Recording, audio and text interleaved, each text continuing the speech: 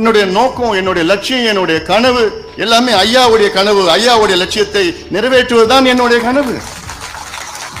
வேற என்ன இருக்க போகுது?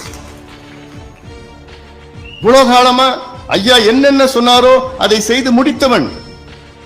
இனியும் ஐயா என்ன சொல்கிறாரோ அதை நிச்சயமாக ஒரு மகனாக, கட்சியின் தலைவராக நிச்சயமாக அதை செய்து முடிப்பேன்.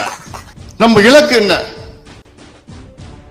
சமுதாயம் முன்னேறினால் தமிழ்நாடு முன்னேறும். இனி வரும் காலம் நம் காலம். நம்ம எல்லாம் ஒற்றுமையா இருங்க. நமக்குள்ள இந்த இது வேண்டாம், எல்லாம் வாங்க, ஒற்றுமையா இருக்கு, ஒற்றுமையா அணுகணும். அதனால இதை நாம் எல்லோரும் உணர்ந்து வரும் காலம் நாம் எல்லாம் ஒற்றுமையாக சேர்ந்து நாம் அணுகுவோம், வெற்றி பெறுவோம்.